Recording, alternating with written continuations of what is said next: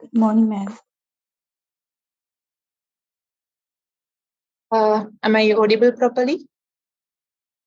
Can you all hear my voice clearly? Yes, ma'am. Okay. Okay, so again, we are meeting for the organizational behavior management in your second year first semester.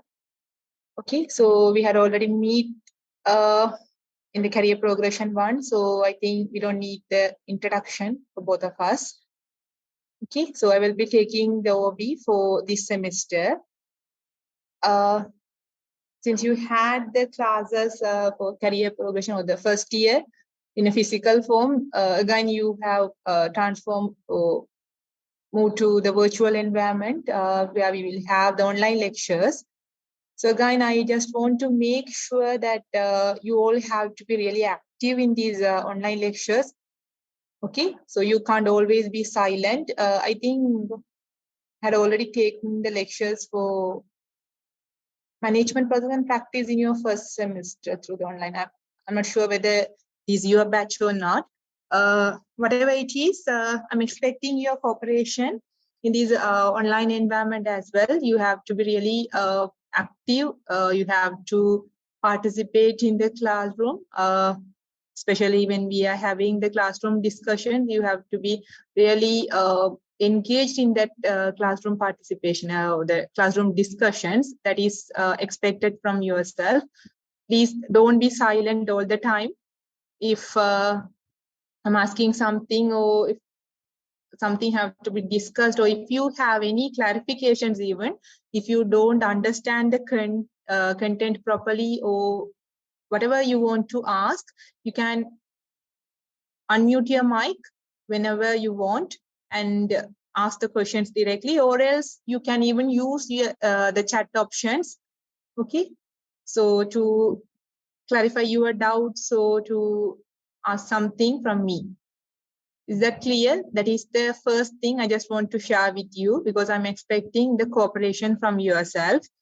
If both the parties are active, only the classroom discussions and the lectures would be conducted in the effective manner. It just always all the time, if I'm talking and if you are listening to the content, you will not able to properly understand the content, because these subject, the organizational behavior management, involve many concepts, many theories, and sometimes you will feel that you are overburdened or you are overloaded with the contents of these organizational behavior subject. But if you clearly understand the concepts, that you will feel that those are the things happening around yourself, those are the things whatever you involve yourself will be taught here. Okay, the same things will be in the written material under the subject of organizational behavior. You are not going to study anything different. You will be studying about your behavior, the organization's behavior, your group's behavior. All the things will be in a written way in this subject. So if you have the clear understanding, you will feel the subject as really easy, really connected to the real world environment. But if you are not having this proper understanding of these concepts or the theories under this subject, you will feel like you are overloaded with the content. Okay, this is the thing I just want to tell you at the beginning of the course. And another thing I just want to advise you to please study the subject from the beginning onwards. Since the beginning, you have to spend some time on revising the contents which we are going to learn in our classroom. Just revise the content immediately before coming into the next class. Have your own notes, prepare your own notes, have your short notes with you, and it will be really easy for you to revise when it comes to the examination. If you are like keeping everything, and if you plan to study everything at the end of the semester or when it comes to the examination only, again, it will be a burden for yourself. Okay, so if you are like revising or just learning the subjects or learning the contents immediately after the classroom discussion before you are coming to the next class, if you are studying it in a proper manner with a schedule, then you will really feel easy to get through the examination. And again, please try to get through the examination in your first attempt, where you will have the continuous assessment marks to support you, because with that marks only many of the students are surviving.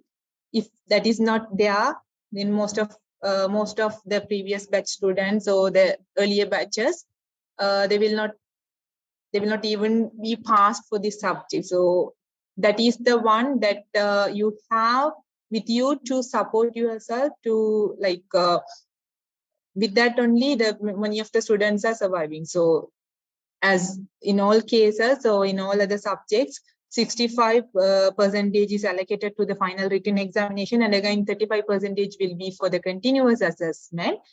And if you are repeating the subject, as you may know that if you are repeating the subject, any subject, not only for this, you will not have that 35% of marks with yourself. Only your paper will be evaluated for the final examination only.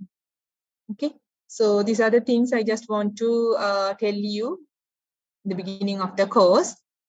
So I will explain the course content or the things which we are going to cover under this subject, the course specification. It's a screen share. Are you able to see the screen? Yes, ma'am. Okay. So this is the course specification, the standard specification developed for this course. Okay, so the title of the course would be the Organizational Behavior Management, and the course code is HRM 2023. This is a core course that you will be having 3 credits for this.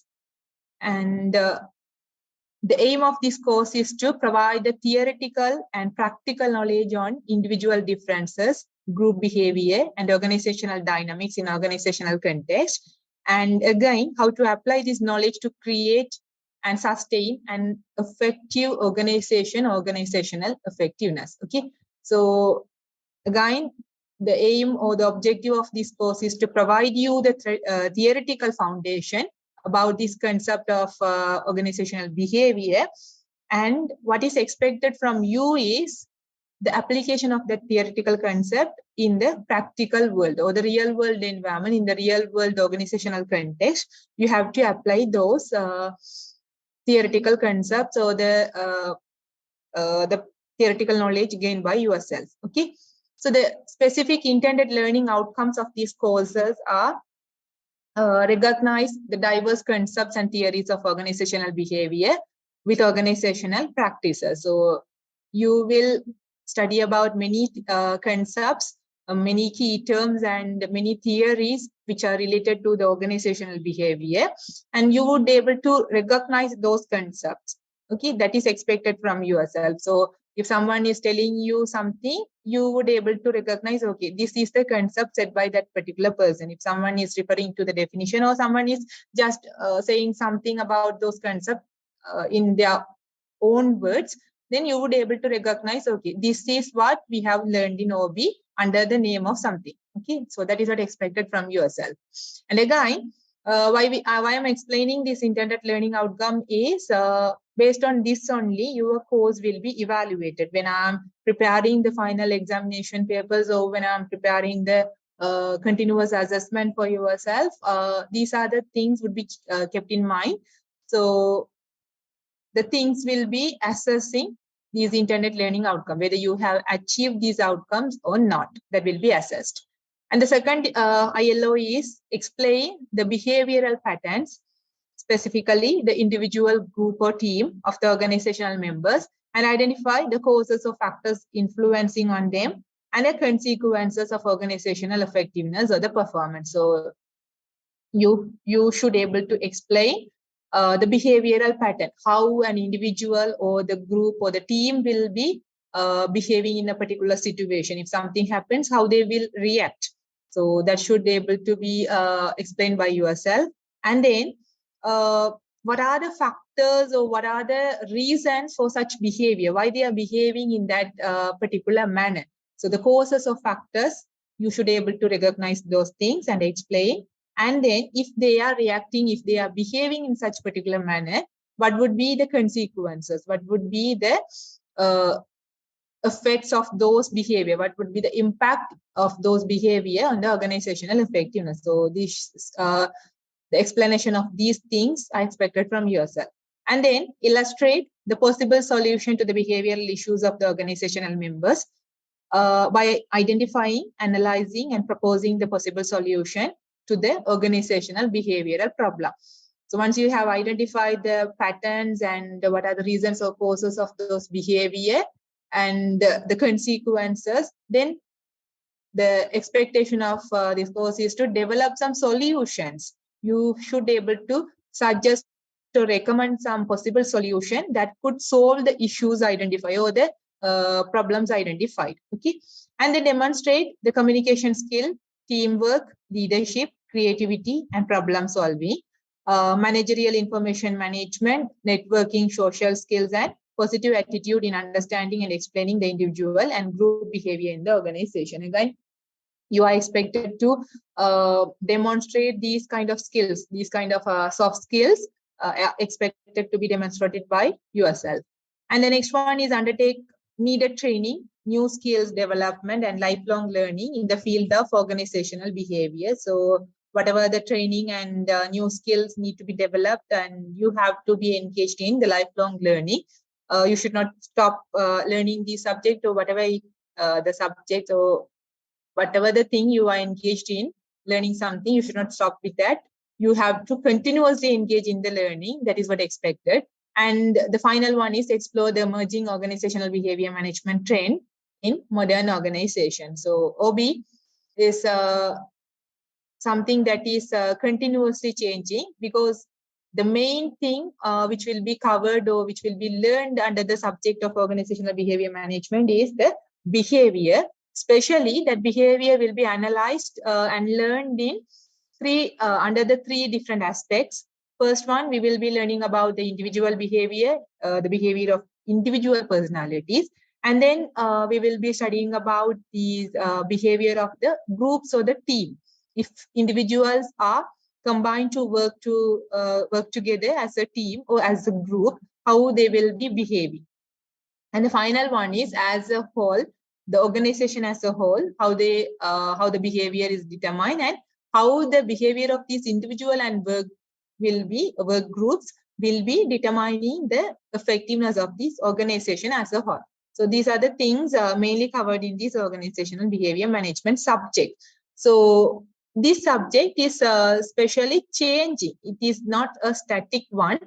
Since we are analyzing the individual, the people are not a static one. The behavior, the taste, the preferences, everything will be keep changing. Even if you think about yourself, the things which you have liked 10 years ago, maybe 5 years ago, you may not like those things, you may not prefer those things nowadays. So the behavior of the individual, group, the organizations are keep changing.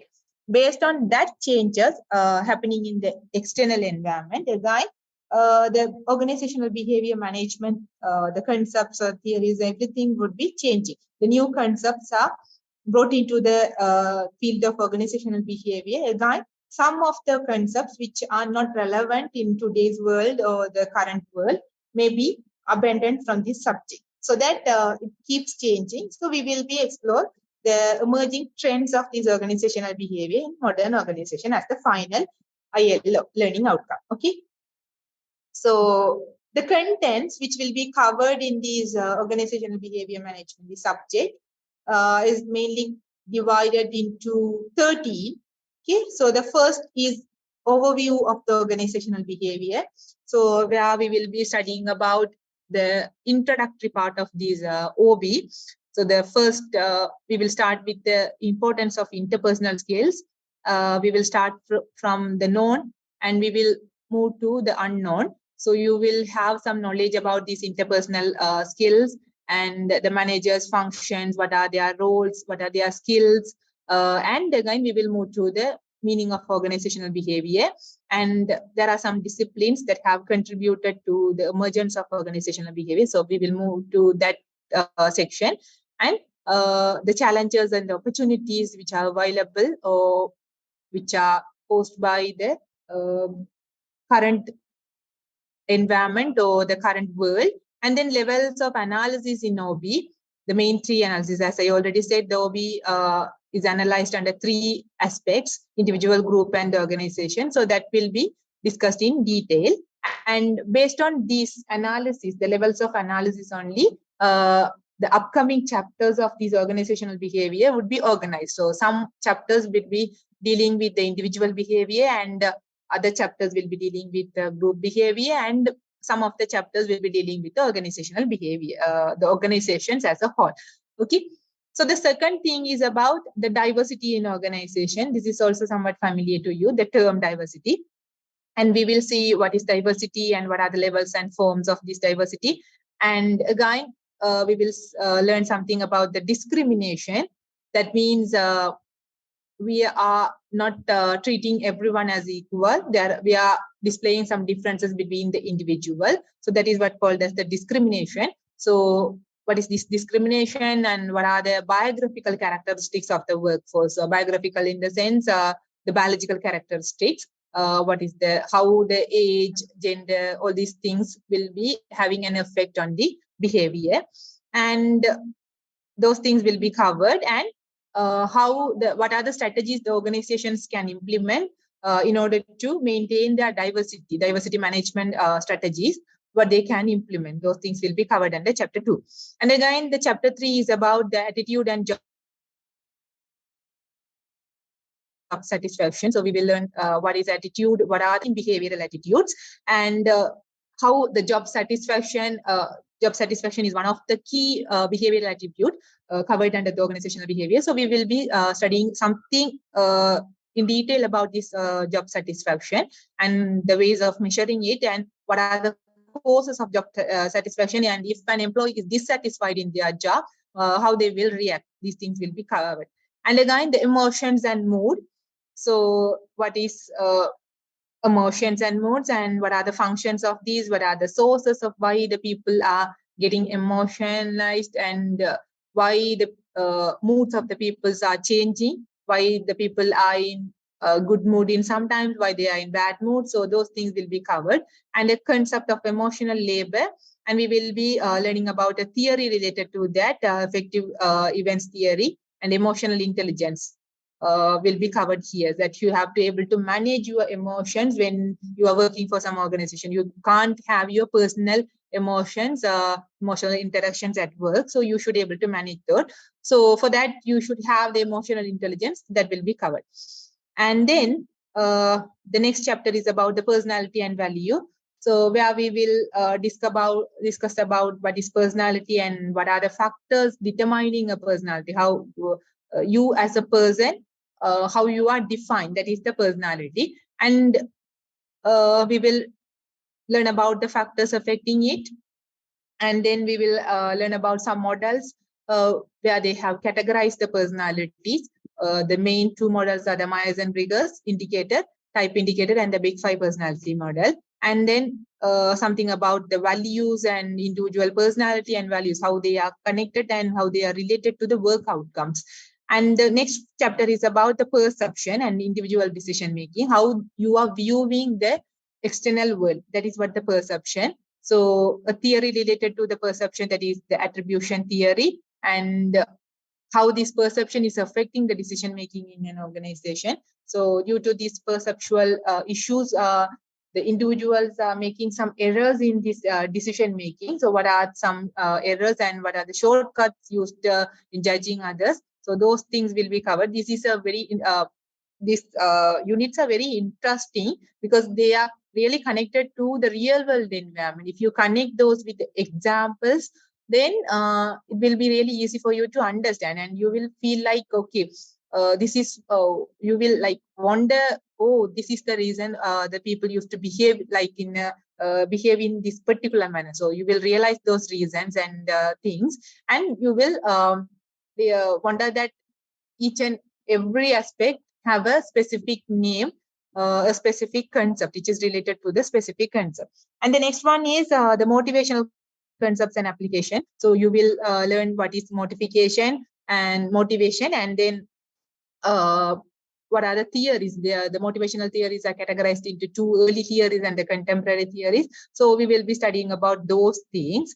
And then again, we will move to the next section, which is covering the groups and teams. How the earlier parts up to the chapter 7, we will be learning something about the individual behavior.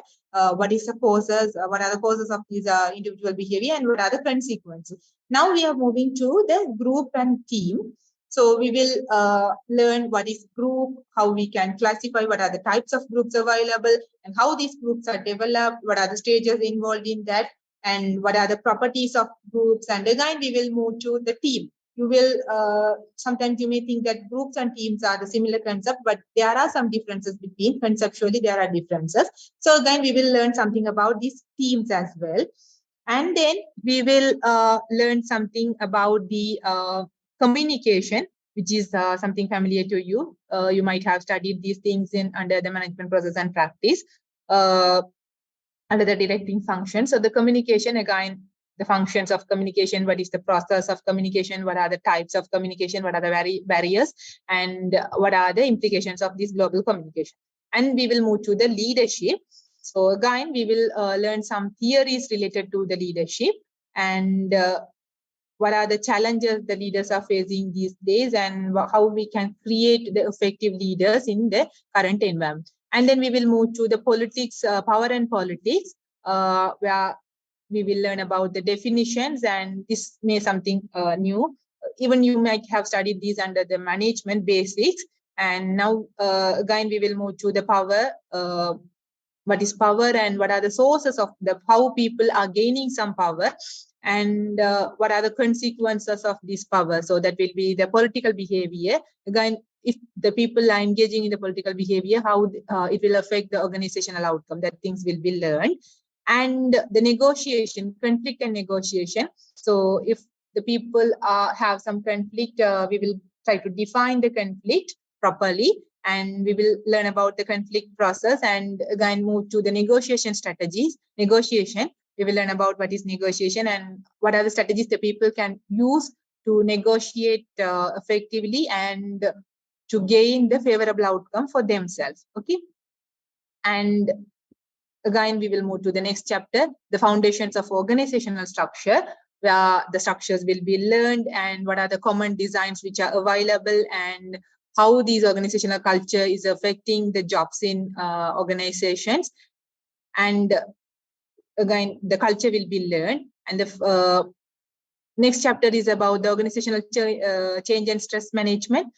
Since the organizational behavior or the organizations are transforming themselves continuously, we will learn about some changes and what are the things forcing the organization to change themselves, and what are the resistance, what are the things resisting the organization to not to change themselves, and how we can make the people to adapt to the changes.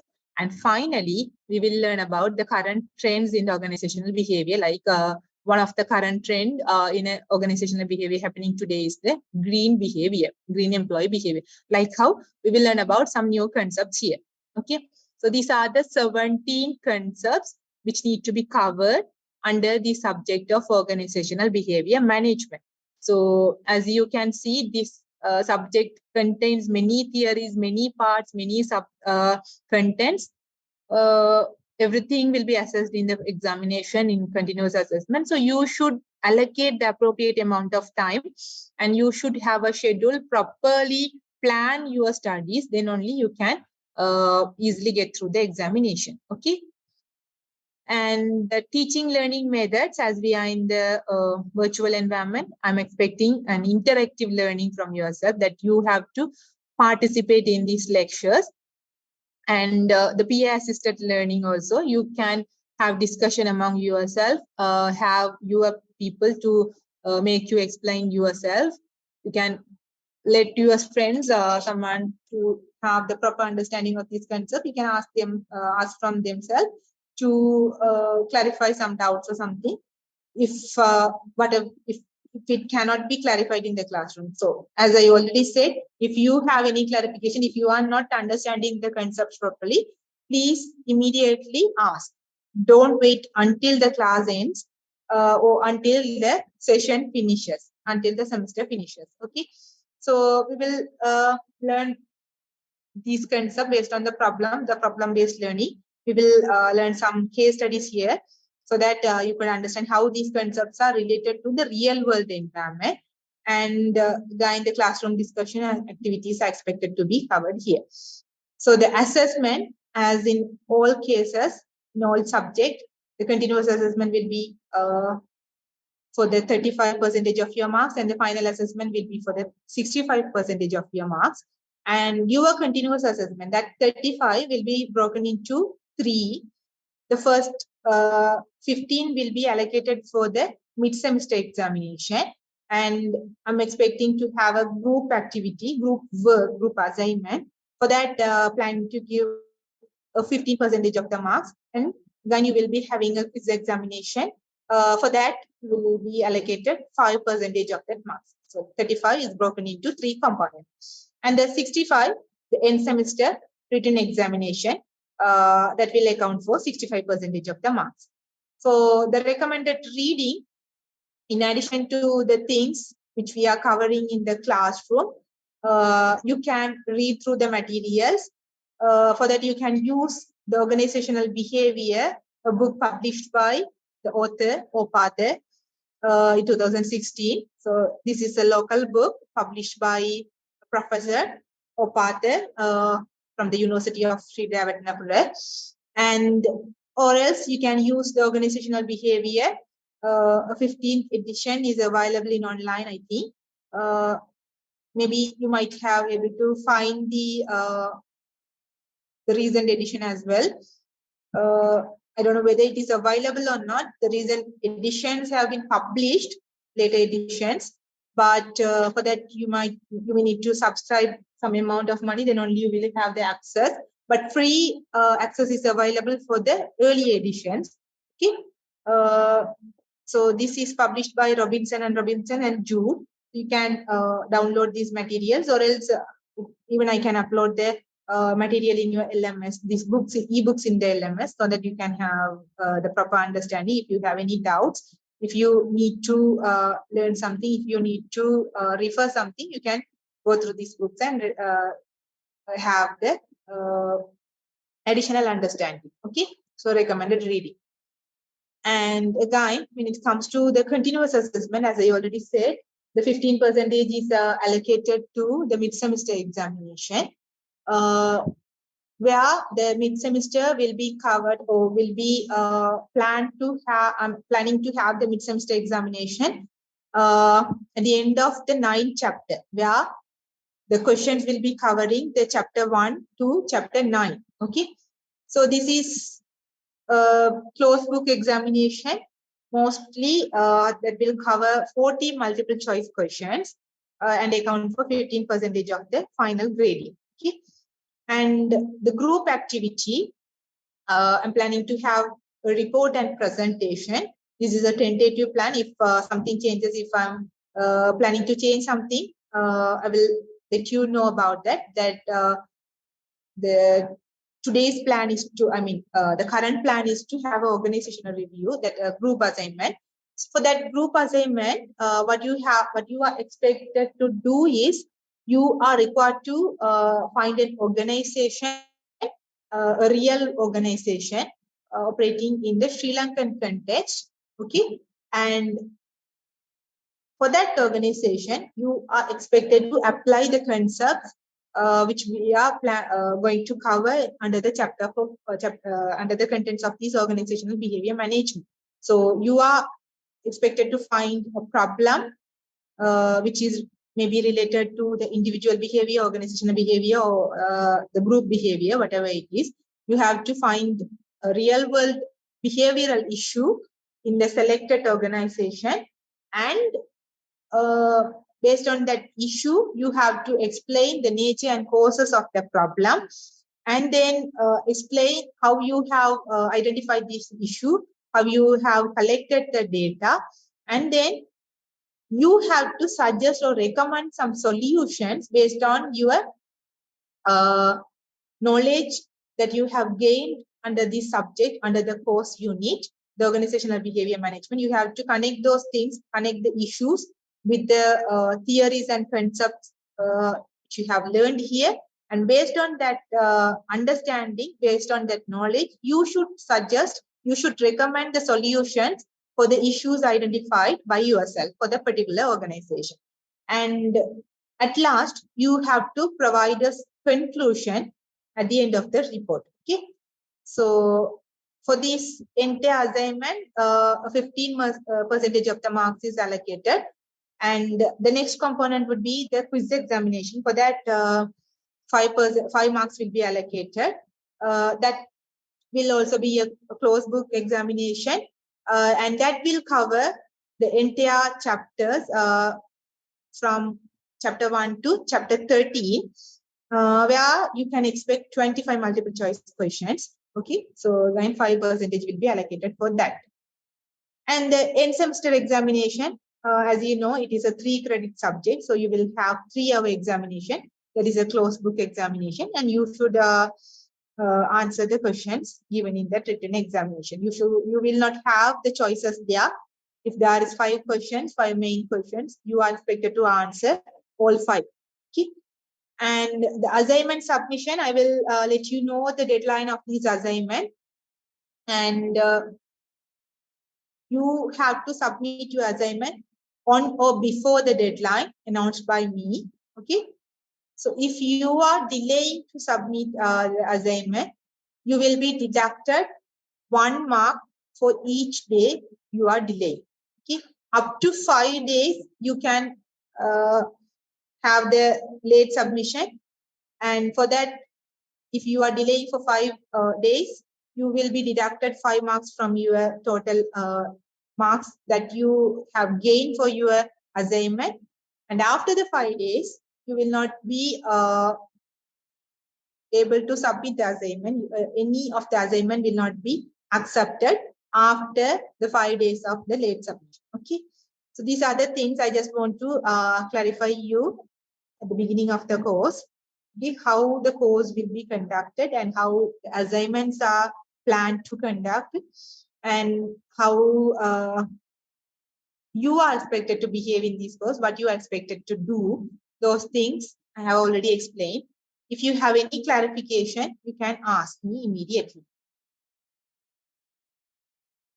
Anything related to the contents or anything related to the assignments, whatever it is, you can ask.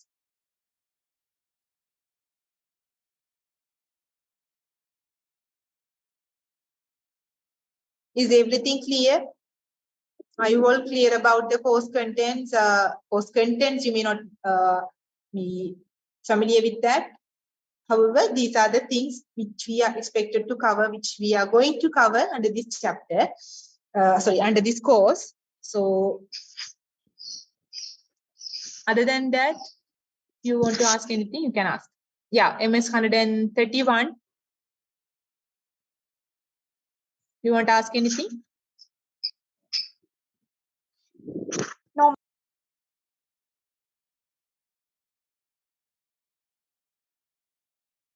Okay, if you are clear, please raise your hand.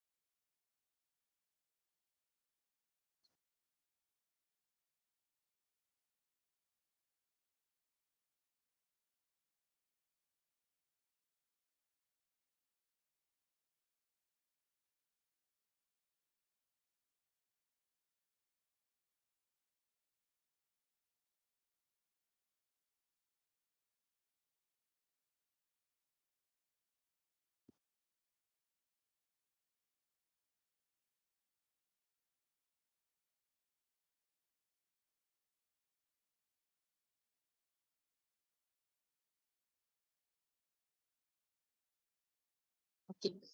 So around 9,900 hands have been raised.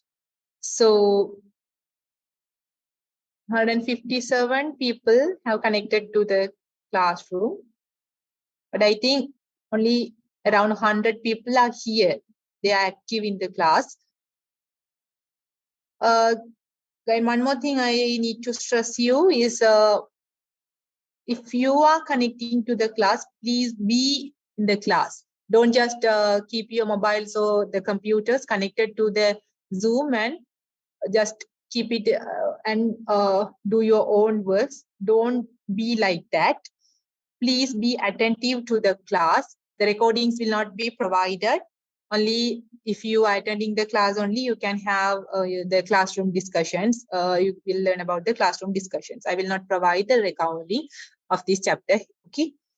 So don't just connect and leave. Please be in class if you are connected. Okay. And whenever something is asked by me, whenever I'm asking something, please respond to the question. Whatever the way I'm asking you to respond. If I'm asking you to put something in the chat box, please put that in the chat box. If asked to raise the hands, please do that. Or else if you are asked to unmute your mic and respond in an oral manner, please don't hesitate to talk in front of your classroom. Maybe the Zoom environment, the virtual environment is much easier to you because you will not see the friends here. You will not see any of your friends or any of the other people connected to the Zoom here. You can express your opinions. So once you have started to express your opinion, you will gain some self-confidence. Thereafter, even in front of your classroom, even in a physical environment, you will not find stressed, or you will not be feeling the fear of talking in front of the people. Okay, so use this platform as much as possible to improve the skills. Don't just learn the concepts and theories, but also try to improve the communication, the soft skills as well. Whatever we have learned in the career progression, in maybe in other what is the subject?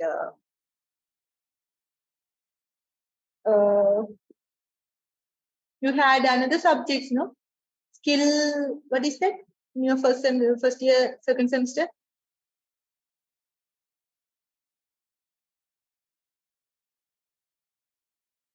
Where you have learned about mini skills. What is the name of that subject?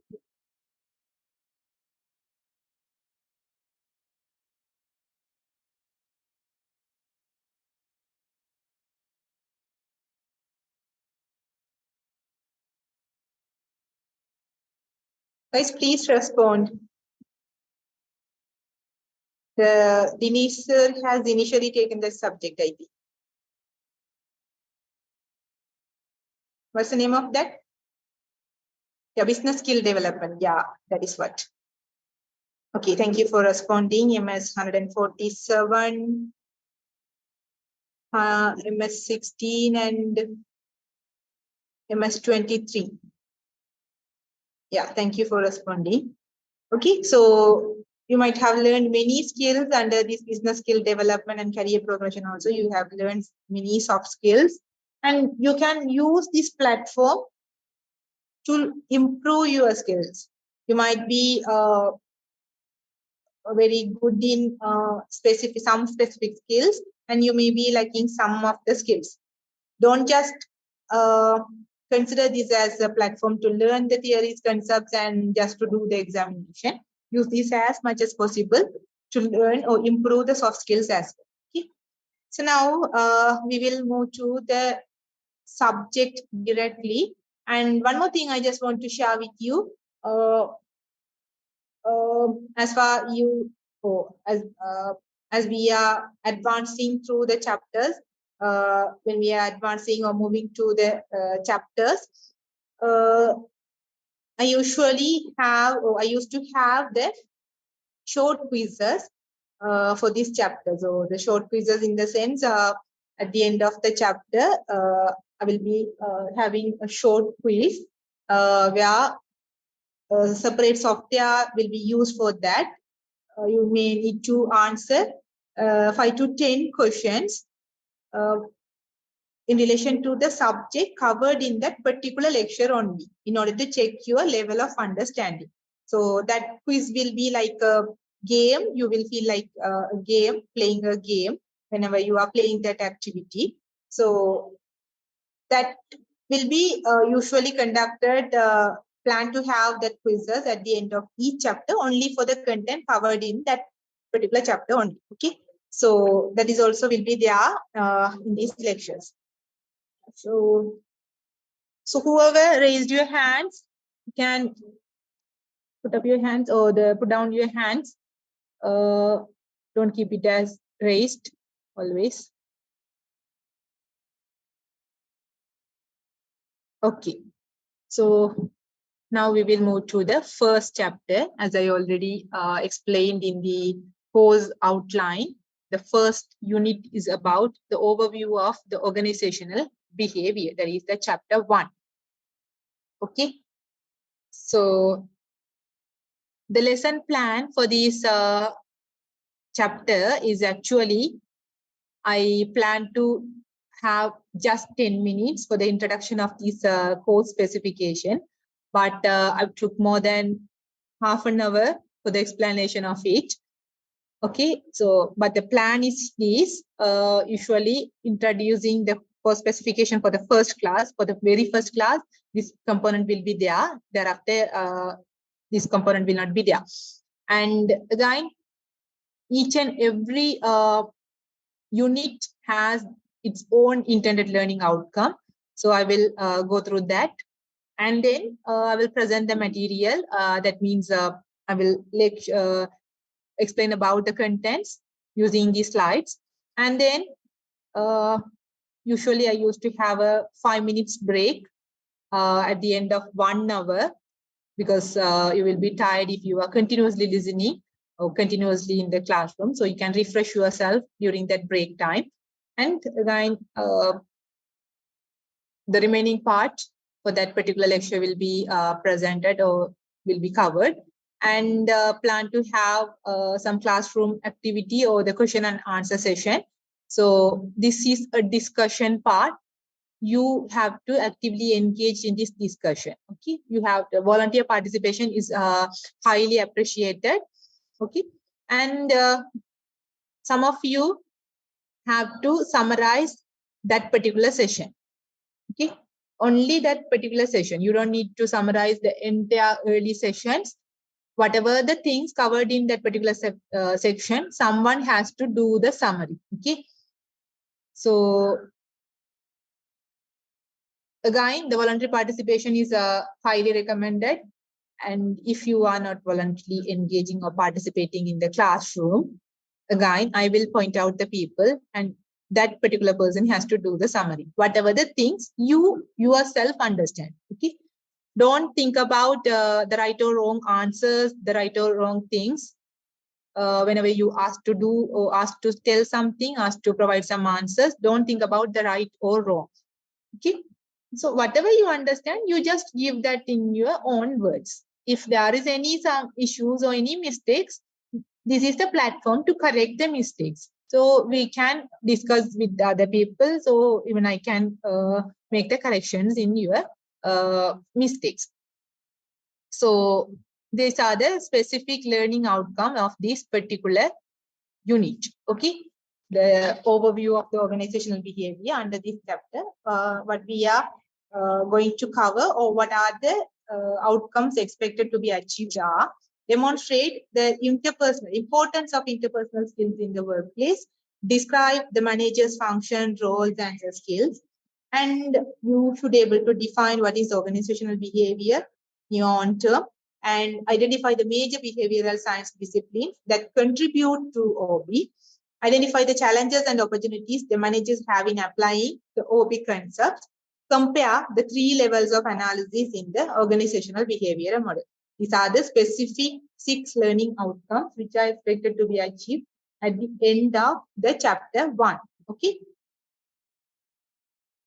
So what I think you all have already know the meaning of these interpersonal skills. Someone, what do you understand by these interpersonal skills?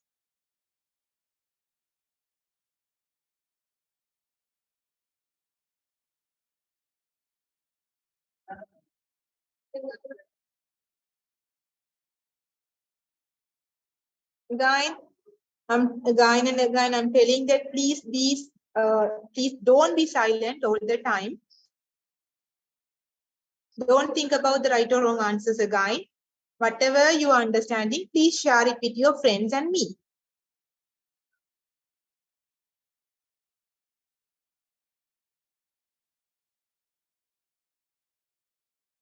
Since this, why I'm asking this from yourself is, this is something familiar to you. If something new, I would ask you immediately before starting the content. So interact with both people internally and externally in an organization. Yeah, interpersonal skill is something that you should have the ability to deal with other people. As that particular student said, yeah, as a number, MS16. Thank you for your answer. And as MS16 mentioned, it is the skill of interacting or dealing with the people from both inside and outside the people, outside people. That is the interpersonal skill in simple terms. Okay. So these interpersonal skills are really important in these days, especially for the people managing the organization. These interpersonal skills are highly important. So developing managers' interpersonal skills help the organization attract and keep high-performing employees regardless of the labor market condition. Outstanding employees are always in short supply. So the one of the importance of these interpersonal skills, especially to the management is, or especially to the manager is, because this is the one, through this interpersonal skill only, the managers can attract and keep the high performing employees. Because when you look into the labor market, when you see the job market, the high performing employees are always in short supply. That means only a few number or small number of people are highly performing. That means they have the ability, they have the professional knowledge, professional experiences, and the creativity. So the people who are combined, who have all these knowledge and abilities are really rare in the job market.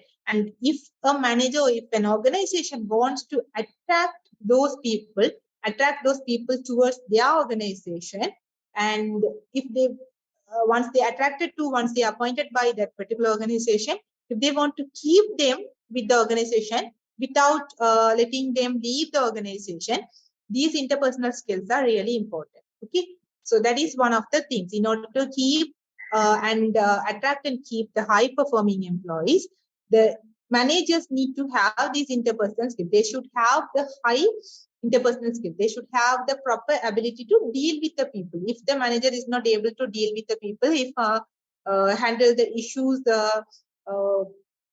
brought by the subordinates, then the subordinates will leave the organization because of this. If the manager is really rude and always scolding to the people who works under him, if the manager is not accepting anything brought by the people, any idea suggested by the subordinate, the subordinate will think that the manager is really rude. He is not respecting our ideas. He is not respecting ourselves. So that I don't want to work for this organization. That's how the people will think and they will leave. So if you want to keep them with your organization, you should be able to treat them in an appropriate manner. And for that, you should have the proper interpersonal skill. And the second one, as a recent survey of 100 of workplace research done with 200,000 respondents, it shows that there's a positive relationship between these co-workers, and there's the social relationship between the co-workers and the supervisors was strongly related to the overall satisfaction. If you have the proper relationship with your supervisor, imagine that you are working for an organization, and if you have proper relationship, if you have a good relationship with your supervisor, then you will be really satisfied with your job. If your supervisor is really supporting yourself, if the supervisor is really like accepting your idea, suggesting new ideas to yourself, if you have any issues, he is supporting you, he's with you. So if such kind of situations are there in an organization, that co-workers, that employees will be really satisfied in their jobs. Okay, so in order to improve the employee satisfaction, again, the social relationship, good social relationships are necessary. And for that good social relationship, these interpersonal skills are really important. And the next one, positive social relationship, is also associated with the low stress at work and low intention to quit.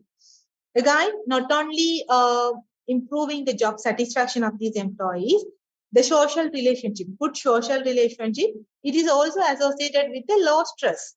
If your boss understand yourself, boss understand your issues, understand your problem, and then understand you whatever the skills, knowledge you have, he will assign the duties, he will assign the responsibilities to yourself based on your uh, needs and wants. He will not stress you to do something that you cannot engage in, you are not able to do those things. So that will help you to reduce, so help you to avoid the unnecessary stress in the organization. And if you are feeling very relaxed, if you are not feeling any stress in your organization, stress in your work, and if you are really satisfied, then you will not have any intention to quit. You will not have any intention to leave that organization. You want to work for that organization. Okay. The next one, so having managers with good interpersonal skills are likely to make the workplace more pleasant, which in turn makes it easier to hire and keep qualified the people. So the managers with good interpersonal skills will make the workplace more pleasant. Okay. So the workplace will be really the working environment of that particular organization will be really pleasant. The people wish to work for that organization. That kind of environment will be created by the managers with the good interpersonal skills. Okay. So if that work environment is so, then people will automatically attracted to that organization. So it's easy for the managers to hire and keep the qualified people, the high qualified people. Creating a pleasant workplace also appears to make a good economic sense. Companies with reputation and good place to work have been found to generate the superior financial performance. So again, having this good workplace, that means the pleasant work environment, with that, the organization can improve their financial performance also. Their profit could also be improved with the pleasant workplace. Not only able to keep and attract these high qualified employees, it will also increase the financial performance, because the researchers or the studies have found that if the reputation of the organization is really good as a good place to work, you can have some magazines used to publish the reports or the rankings of the organization based on the working environment. They will say that the good place to work is the this organization has been ranked as first under the criteria of good place to work. That's how the many magazines or the organization rank the organizations, rank other organization based on the working environment. So if the organization has such reputation as good place to work, then it will automatically generate the superior financial performance. So what is needed is, in today's competitive and demanding workplace, managers can't succeed in their technical skills also alone. They also have to have the good people skill or the interpersonal skill. So these interpersonal skill, the skill of dealing with people, the skill of interacting with people is really important in today's competitive work environment. Why it is needed? In order to attract and keep high performing people, and in order to keep the employees job satisfaction, in order to reduce the stress level and reduce the lower intention to quit, and then in order to make the workplace more pleasant and improve the reputation of the organization. These are some importance of these interpersonal skills. Why these interpersonal skills are really important for the managers, especially for the managers working for some organization. Is that clear? what is these interpersonal skills and why it is really important in today's world and today's working environment, today's competitive working environment. Is that clear?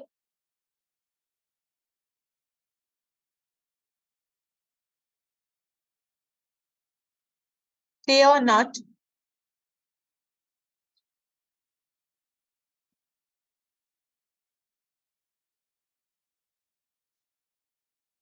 Clear, ma'am.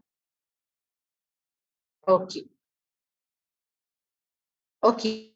So as I already said, at the end of 1 hour, you will have a 5 minutes break.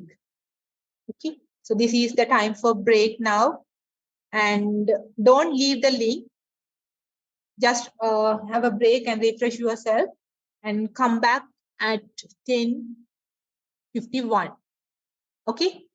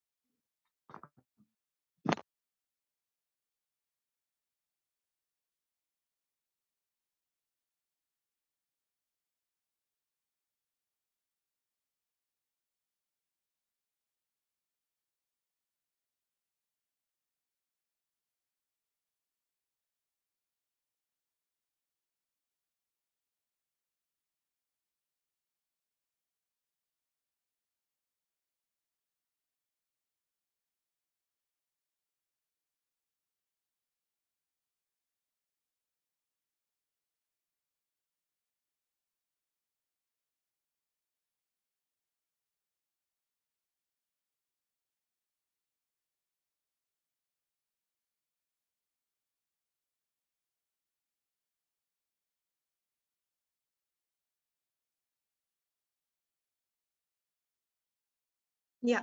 Shall we start again? Are you all here?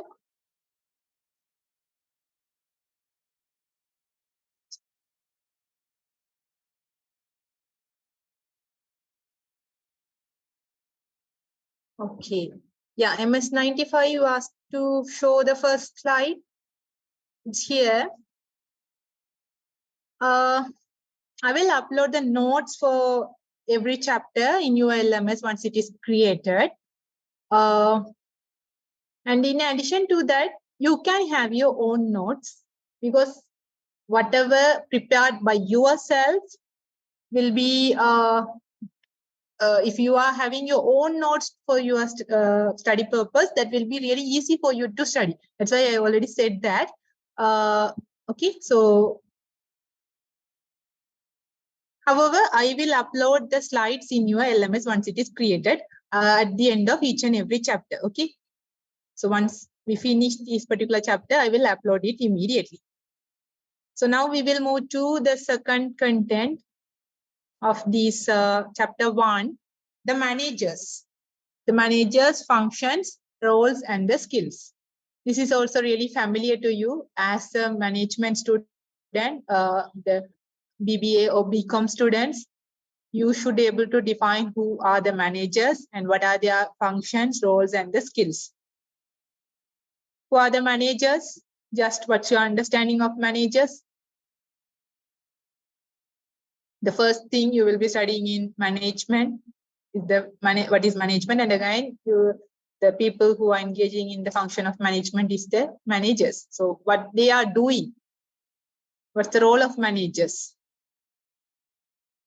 Are they directly involving in the task of any particular, are they directly involving in the activities or involving in the task? Is that the role managers play in an organization?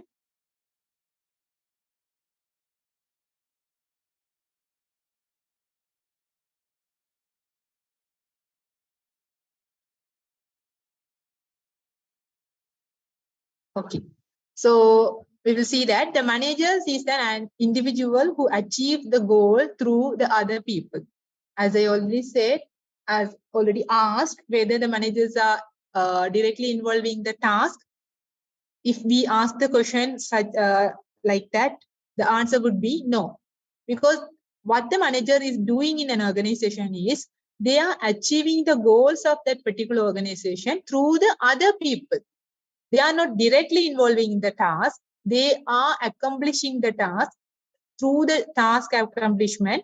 They are accomplishing the goals through the other people. What they are doing is they are like managing the people to achieve the goals of the organization. That is the role played by a manager. That is whoever manages the organization, whoever achieving the task of the organization through other people could be said as the manager. So for that, they make the decisions, allocate the resources, direct the activities of others to attain the goals of the particular organization. The managers do their work in an organization. So where they will work in a particular organization, they will work for the achievement of the goals of that particular organization. They will manage the other people who are working under themselves. Okay. So what are the main functions of the management? Everyone will know the answer for these. What are the main functions of this manager? The same question is, what are the main functions of the management or the manager? Manager is someone who is doing the management. So what are the functions performed by the manager?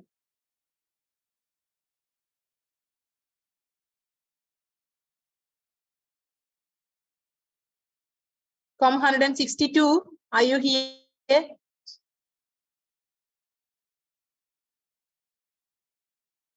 Form 162.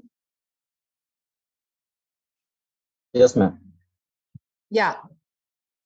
Tell one function which is performed by the manager.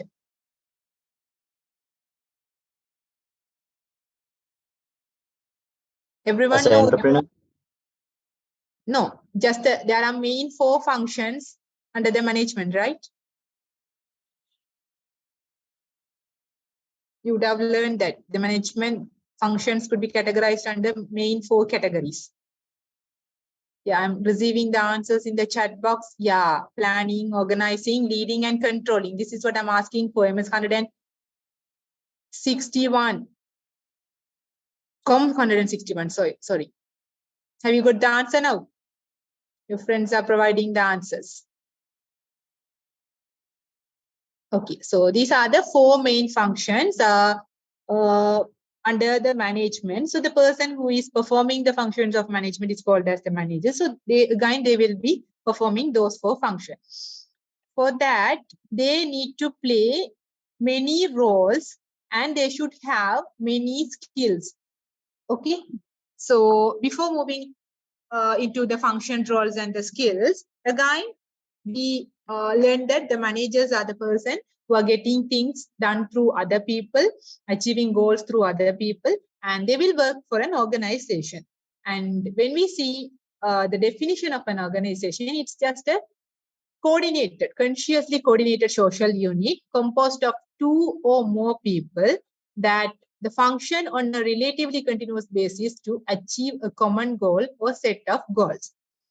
Okay, so it's just a coordinated social unit where more than 2 people or more than 2 people will combine themselves to achieve a common goal. So when you see the definition of an organization, you can stress 3 things. The first one, the coordinated social unit where 2 or more people would be there and they will function in a continuous basis. That is the second thing. And the third thing, there will be common goals or set of goals to be achieved. Okay, if those 3 characteristics features are there, we can recognize it as an organization. Okay, so the people who oversee the activities of others and who are responsible for attaining goals in an organization are also called as the managers. Okay, so the management functions, as we already asked and as you all said, the managers perform 4 management functions: planning, organizing, leading, and controlling. Okay, so the planning, what do you understand by planning?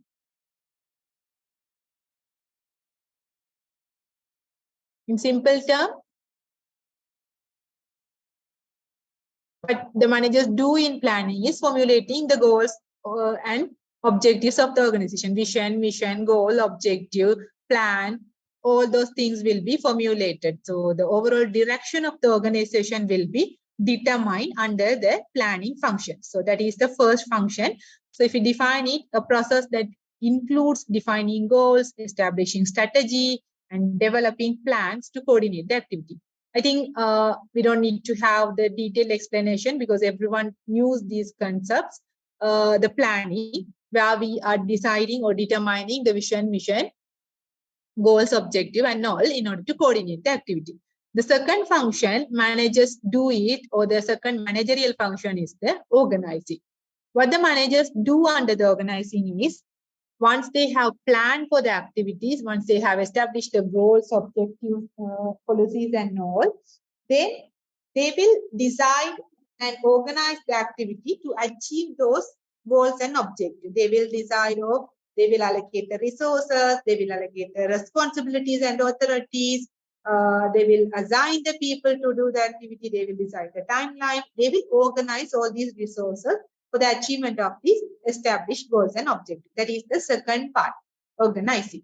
Determining what tasks are to be done, who is to do them, how the tasks are to be grouped, who reports to whom, where the decisions are to be made. Everything will be determined under the function of organizing. Okay, where they have to decide, okay, the goal is to, for example, if we see the goal is to achieve like a 5% increase in the sales in this particular year. In 2023, the organization establishes a goal of achieving 5% increase in the sales. So if we want to achieve that particular goal, the manager has to decide, okay, what we need to do for that. So manager decides, okay, we need to have an advertising campaign. We need to improve our advertising if we want to really achieve the goal of 5% increase in the sales. If we want to do the advertising, again the manager has to decide, okay, who has to do those advertising? What other resources are necessary? So again, they have to decide and allocate the resource, and they have to assign the responsibility and authority to do the task. Okay, if if the manager decides that okay, 20 people are needed to do advertising combine in a particular area. So if 20 people are decided, then they have to allocate the resources, responsibilities, and all. And after that, they have to establish a reporting structure as well. If that 20 people have to whom they have to report, whether they have actually done the advertising campaign or not, what is the results of those advertising campaign, what are the expenses, what are the resources they have utilized for that, how many days they have spent, all those things they have to report to some other person. That reporting relationship again have to be established by the manager. Again, for that advertising campaign, they have to make some decisions also. How many days they are going to spend, how long they are going to spend for that particular decision. That's how decisions have to be made. So all these things are falling under the second category, the organizing. The third managerial function performed by the manager in an organization is the leading.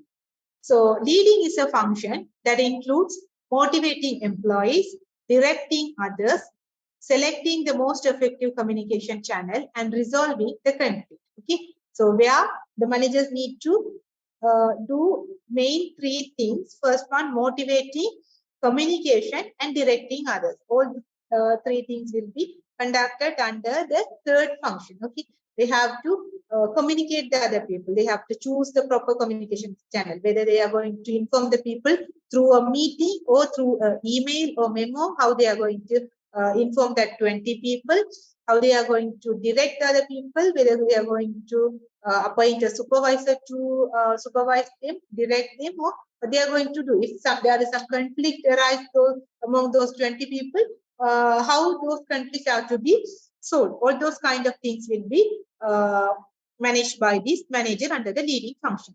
And the final function is the controlling.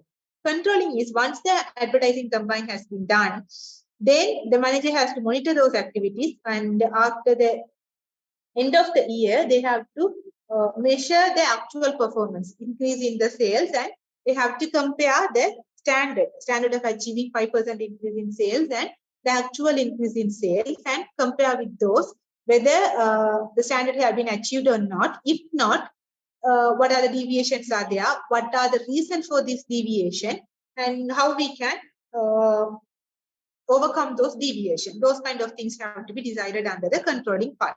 Okay, so these are the main four functions performed by the manager. And for performing all these four functions, the managers need to play a set of roles.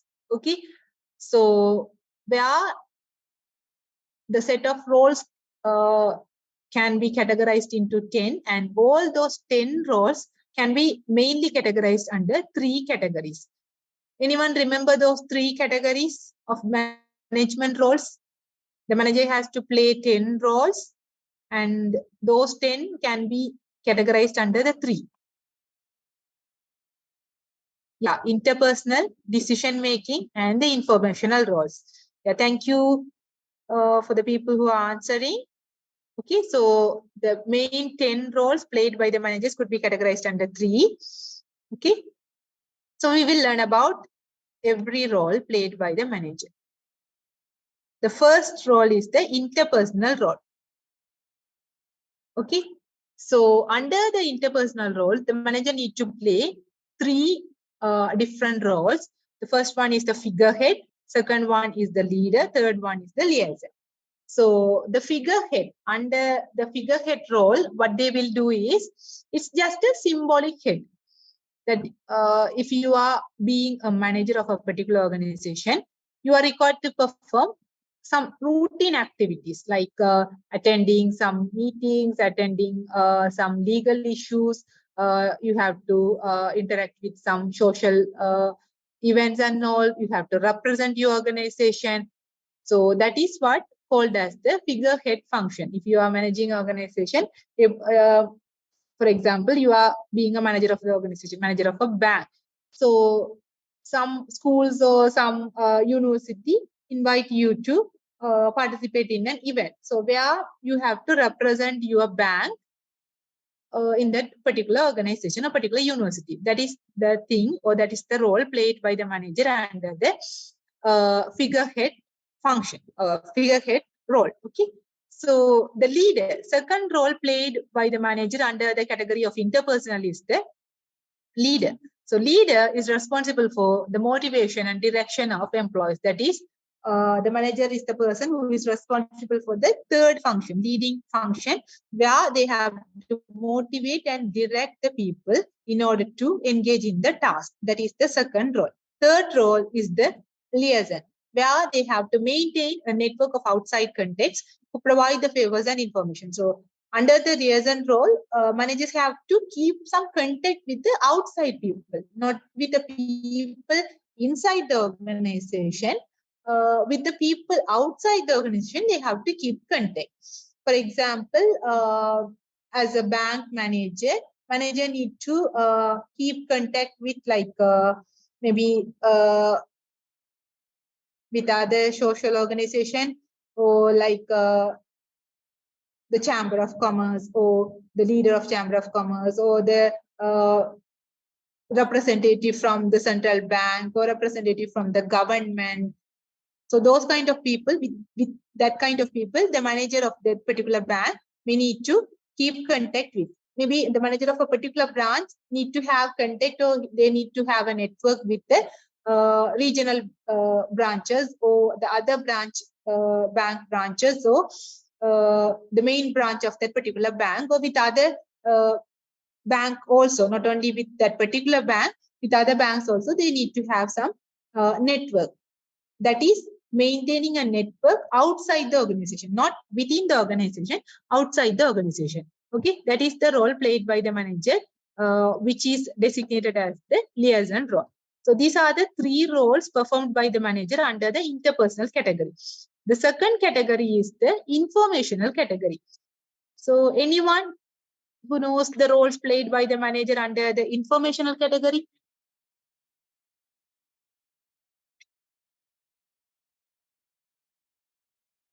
One role.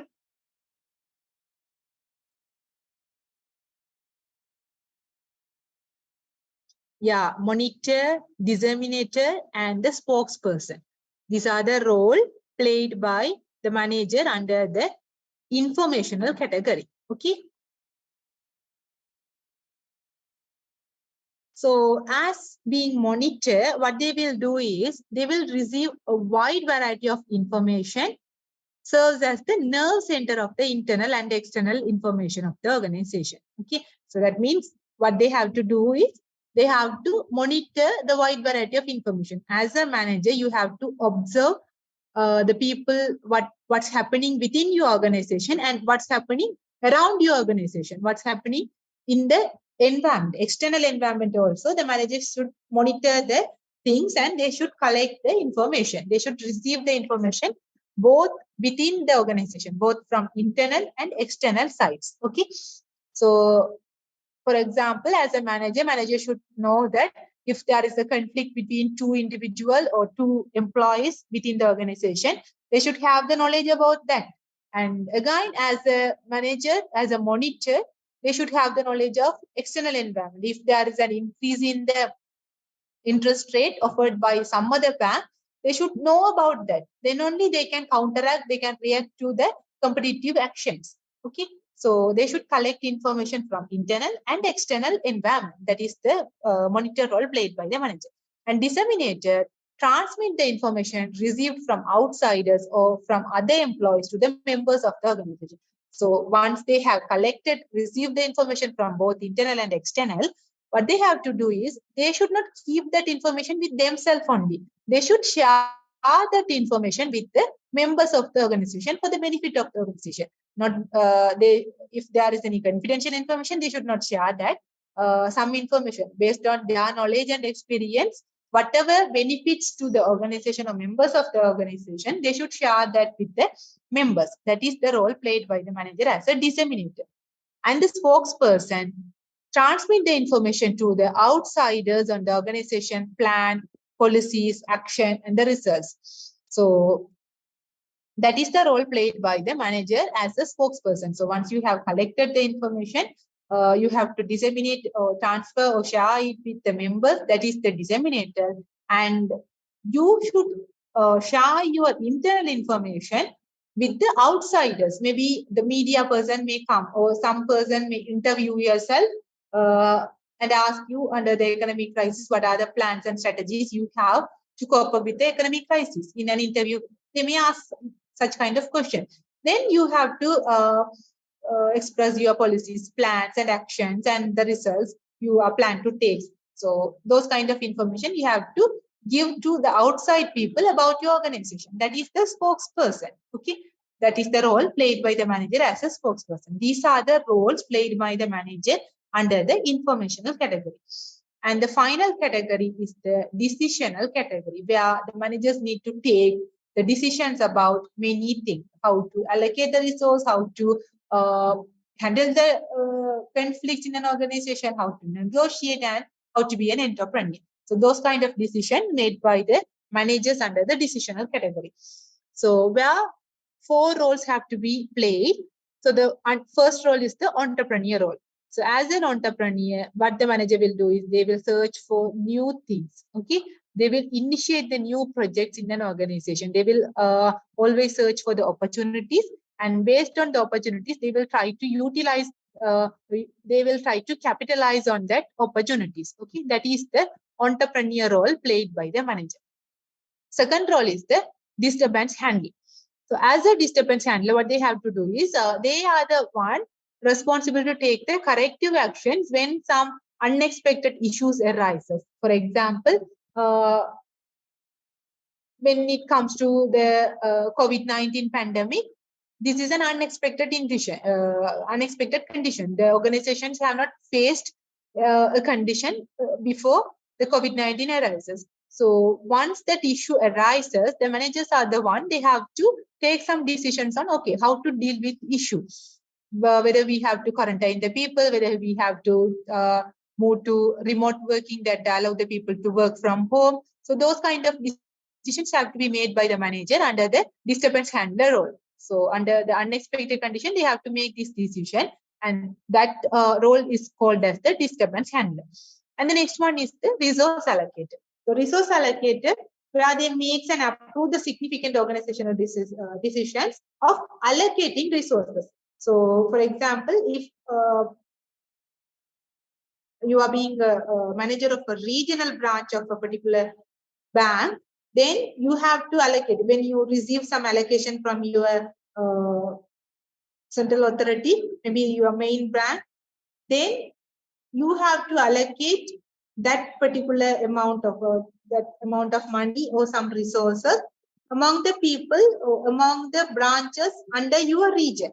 So if there is 10 branches, how to allocate that particular resource among the 10 branches?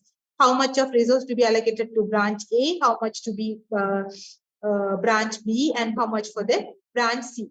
That's how the managers have to take decisions, okay, allocating resources. This may be related to the allocation of the financial resources, or maybe allocation of the people who have to work for that organization, or how this may be related to deciding the time frame of that particular activity. Whatever it is, whatever the resources, the manager has to take the decisions of allocating it.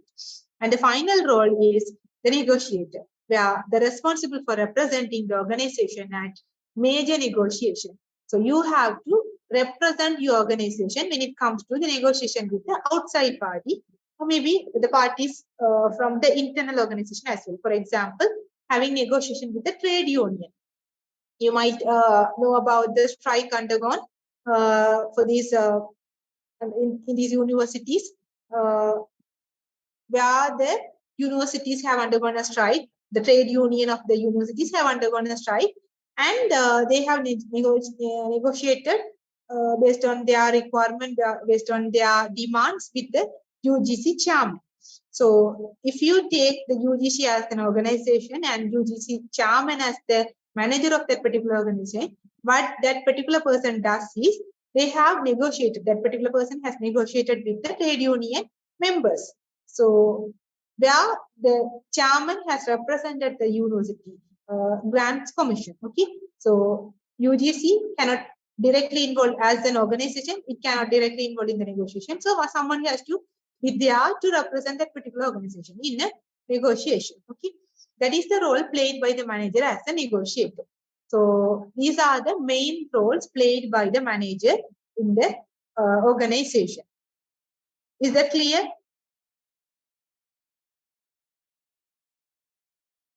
These are the things that you have already known about. You have already studied. I just want to refresh your knowledge only.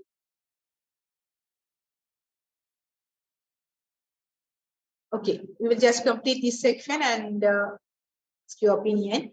So the management skill, if the managers want to perform all these functions, all these roles, then they will need three main skills. Okay, the first one is human skill, technical skill. Second is human skill, and the other skill is the conceptual skill.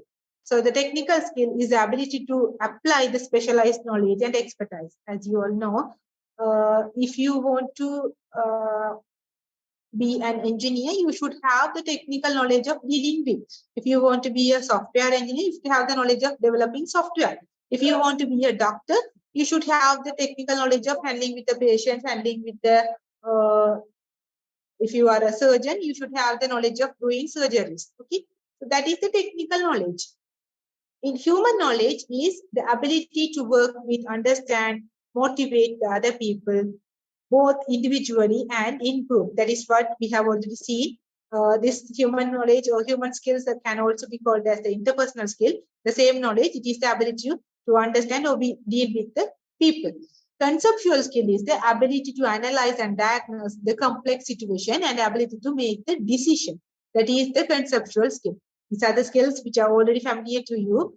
Out of these three skills, the conceptual skills are highly necessary for the top level managers, and the technical skills are highly necessary for the lower level managers, and the human skills are needed for all three levels of managers, the same level. Okay, so these are the things about the management and the managers. Is that clear? Is everything clear? The role, what is who is manager, what is an organization, what are the functions performed by the manager, what are the roles are performed by the manager, and what are the skills the managers need to play the roles and perform the functions, and what's the importance of these interpersonal skills. All these things have been learned up to now. Is that clear? Any doubt, any clarification on this?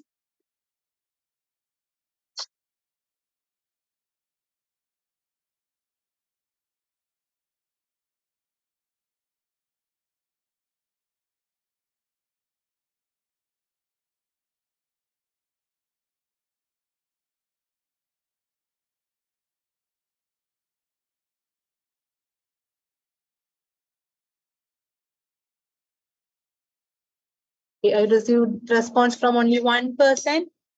Is that the opinion for every others?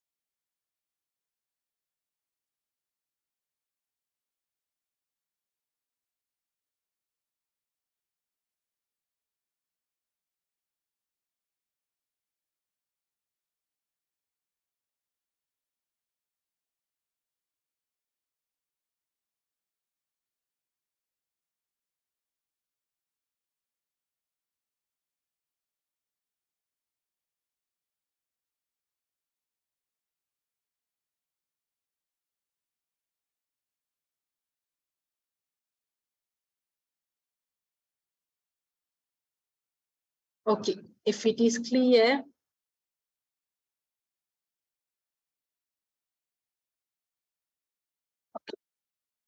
So if it is clear, we will move to the main content, the organizational behavior. Those are some foundation given to you in order to understand the complicated contents of this organizational behavior management chapter. Okay, behavior management course. So now we will learn, we will see what is the organizational behavior. Okay. So organizational behavior, we can often abbreviate it as OB. Often we use the name OB for referring the organizational behavior. It is a field of study that investigates the impact that individuals, groups, and structure have on the behavior within the organization for the purpose of applying such knowledge toward improving an organization's effectiveness. So organizational behavior is a field of study. Okay, so you have to understand that it's a study. We are not referring it as a particular behavior. It's a field of study. What we are studying there is, what we are investigating there is under the field of that particular study, the impact, the individual, group, and the structure.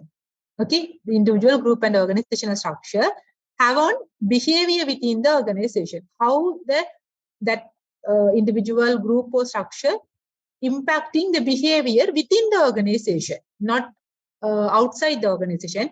Under the OB, throughout the course, we will be studying about the behavior happening within the organization, not about the personal behavior. We are not learning about the personal behavior or behavior happening outside the organization. We will be continuously studying or focusing on the behavior happening within the organization. Okay? And why we are studying or why we are investigating those behavior is for the purpose of applying such knowledge for improving the organization effectiveness. In order to improve the organization effectiveness, we are trying to apply the knowledge which we gain by studying the behavior of individual, group, and the structure within the organization. We are trying to apply such knowledge in order to improve the organizational effectiveness. That is what called as the organizational behavior. So you can keep in mind, it is a study. Okay, why what we are studying, it is the impact of group, individual, and the structure have on behavior within the organization, not the outside the organization, behavior within the organization. And why we are studying that? In order to apply such knowledge to improve the organizational effectiveness. So 3 things, it's a field of study. So what we are studying, behavior of individual, group, and structure. Why we are studying? In order to apply that knowledge to the organizational effectiveness. Okay, so that is the organizational behavior. So under this organizational behavior, as I already said, when we are explaining the course outline, as said, it studies the 3 determinants of behavior in an organization: individual, group, and the structure. Okay, so these are the main 3 things which will be studied or covered under the organizational behavior: individual behavior, group behavior, and the structure. In addition, OB applies the knowledge gained about the individual, group, and the effect of structure on behavior in order to make the organizations work more effectively. The same definition is given in a different manner by indicating the 3 determinants of this organizational behavior. So to sum up, the OB is the study of what people do in an organization and how their behavior affect the organization performance. So in simple terms, rather than having the complex definition as said earlier, if we are summing up, it's just a study of what people do in an organization, what they are doing, not in the society, but in the organization, what they are doing and how their behavior affects their organizational performance. By studying those things, we are trying to improve the organizational effectiveness. What our ultimate goal is to improve the organizational effectiveness. In order to improve that, we have to study what people are doing in an organization and how their behavior affect the organizational performance. Okay, so this is what the organizational behavior. So when it comes to the organizational behavior, it is a field that emerged from the contribution of the other fields. The OB does not emerge as it is. As a single field of study, it doesn't emerge. Okay, so it has emerged from the contribution of 4 different fields, and with the contribution received from all those 4, the field of OB has emerged. Okay, so those 4 fields of studies are psychology, sociology, anthropology, and the social psychology. These are the 4 different fields which have contributed to the field of organizational behavior. Okay, so the psychology's contribution among these 4 different fields or 4 different disciplines, the psychology, it has mainly contributed to the individual behavior or the micro level analysis. As I already said, OB, the analysis could be done under 3 levels: individual, group, and the structure of the organization. So where the psychology have contributed to the analysis at the individual level or the micro level. When the other three disciplines, the sociology, social psychology, and the anthropology, which have contributed to the understanding the organizational behavior concepts of macro level, that is the group or the organizational level. Those kind of understanding have been gained with the contribution of other three, other than the psychology. Okay. So the contribution made by these different disciplines to the OB could be summarized as this diagram. Okay, where you can see the psychology have contributed to learning, motivation, personality, emotions, perception, training, leadership effectiveness, job satisfaction, individual decision making, performance appraisal, attitude measurement, employee selection, work design, work stress, all these kind of things have come from the field of psychology. So all these are related to the unit of analysis of the individual in the OB.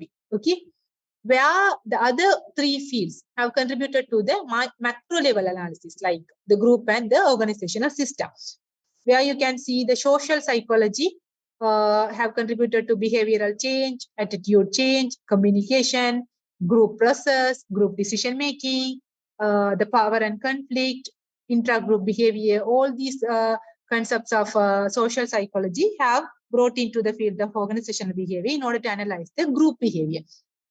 Again, the sociology that have contributed to both organizational system and the group. Okay, so power, communication, conflict, intergroup behavior all have contributed to the group analysis. And formal organizational theory, organization technology, organization change, organizational culture, which have contributed to the analysis of organizational system, third level analysis. And anthropology, which is also contributed to both group and organization system, compare values, comparative attitude, cross-cultural analysis. And again, it has contributed to the organizational level analysis for the culture and the organizational environment and power. All these have come from the anthropology.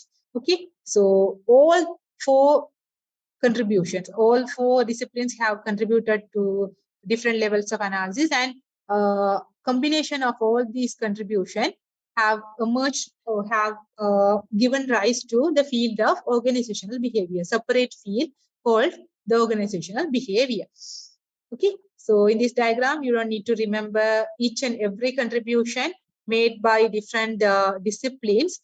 Just for your understanding only, these contributions have been listed down. Okay, but what you have to remember is what are the four disciplines contributed to the field of organizational behavior, and what are those four disciplines means. So that we will learn now. Okay, so we will see each and every discipline in detail. That means what does each and every discipline means. For the psychology means it is the science that seeks to measure, explain, and sometimes change the behavior of the human and other animals. That is what called as the psychology. So if you see what is psychology, it's a science. Okay, you can see that the psychology, maybe you might have studied the subject of psychology and social harmony, where you have learned many concepts relating to the psychology, and it's mainly come from the medical field. It's a science, and medical people also used to study about the psychological subject. Okay, so it's basically a science. What it do is it seeks to measure, it tries to measure the behavior and tries to explain why that particular person or animal is behaving in a particular manner. And sometimes by understanding and measuring those behavior, they try to change the behavior even. That is what called as the psychology. Early industrial organizational psychology studied the problem of fatigue, boredom, other working conditions that could impair the efficient work performance. Okay, so there's a field under the psychology called as the industrial organizational psychology. That is what more connected to the organization and the business organization, where what they have learned is they try to learn about the fatigue, boredom, and other working condition. Okay, this more recently their contribution have expanded to learning, perception, personality, emotions, training, leadership effectiveness, needs and motivational forces, job satisfaction, decision making, those kind of things also brought into the field of organizational, industrial organizational psychology, and those have contributed to the field of organizational behavior. So what you have to keep in your mind is what is psychology, what does that field means, and what are some contribution made by psychology to the organizational behavior. You don't need to remember everything, just examples of something. Okay. And the second field contributed to, or the second discipline contributed to the OB is the sociology. So sociology means it is the study of people in relation to their social environment or the culture. So we are trying to study about the people in a society or in an environment, in a societal environment. We are trying to study about the people, what they are doing in a particular society. What is that is what studied under the discipline of sociology. So sociologists, they have contributed to their study of group behavior. If we are studying the individual's behavior in a society, where we can see the individual will be performing as a group. For example, the people will be performing as a family. People will be performing as a team in an organization, as a group of friends, as a group of association. So that's how the people will be performing in a society. So the sociologists, they have contributed to OB through their study of group behavior in organization, particularly formal and complex organization.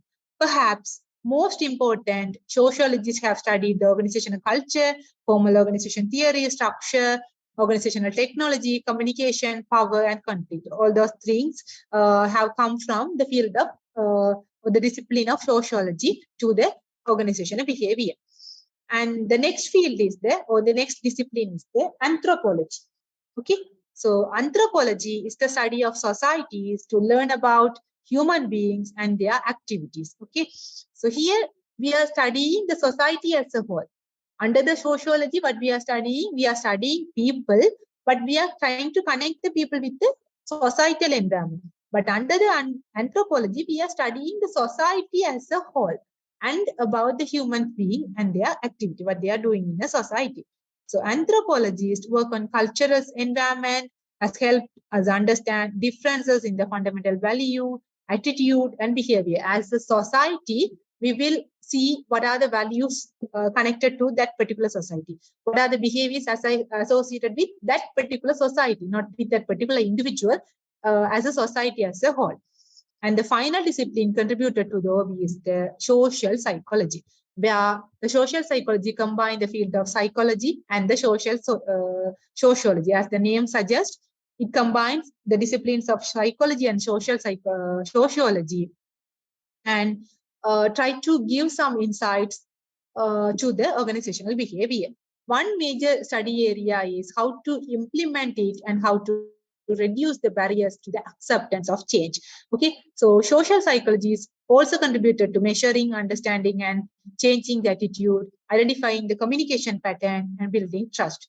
Finally, they have made important contribution to the study of group behavior, power, and conflict. Okay, so these are the 4 different disciplines contributed to the emergence of organizational behavior. Okay, you don't need to remember each and every contribution made by each and every field. Just have an understanding of how they have contributed.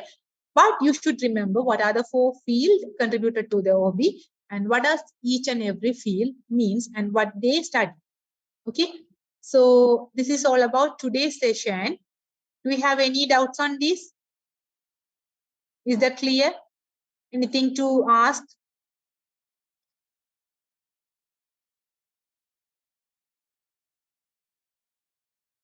Is everything clear about today's session? Yes, ma'am. Okay. So now we will quickly revise today's session. Is there anyone just to revise today's session? Just the main concepts only. You don't need to explain the definitions and all. What are the things covered in today's section? Any volunteers are there?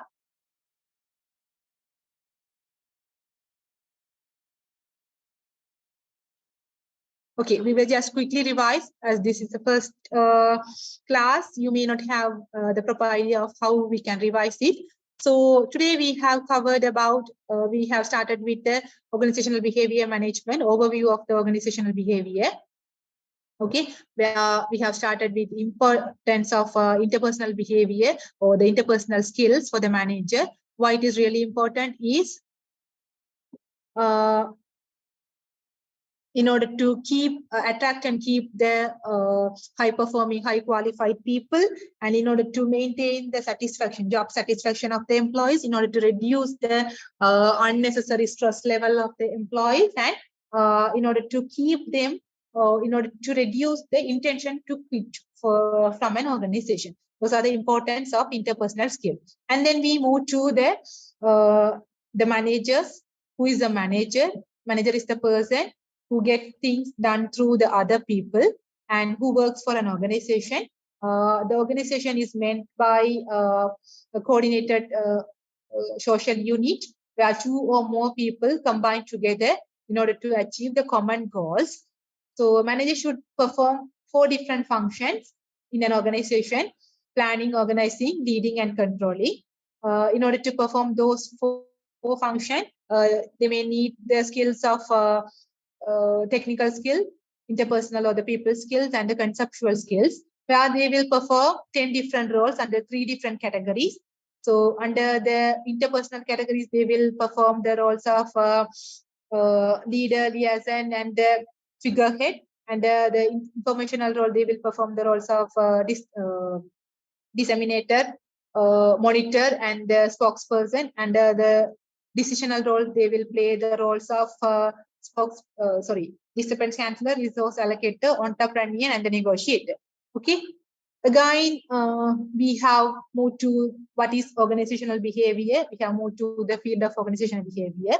So OB means it is the field of study where we will study about the impact individual, group, and the structure have on the behavior in order to improve the or maintain the organizational effectiveness. So the 3 different determinants of organizational behavior are individual, group, and the structure. So OB is the field emerged from the contribution made by 4 different disciplines. Those are the sociology, anthropology, psychology, and the social psychology. These are the things which we have covered in today's session. Okay, so this is a quick recap of today's session. So this is how you can do the review of the upcoming session. I will not do the review hereafter. You voluntarily have to engage in doing these reviews, and one person has to summarize the previous class session as well in the upcoming sessions. Okay.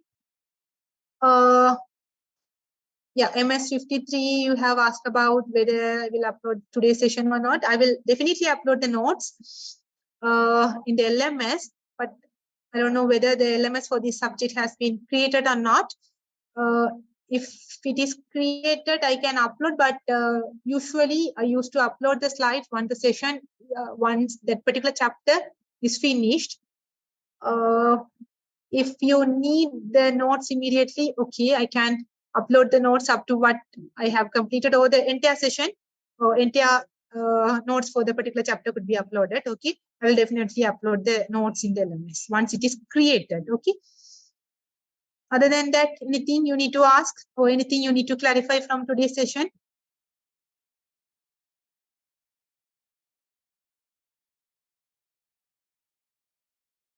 If nothing to clarify, we can wind up the session. Thank you for joining me.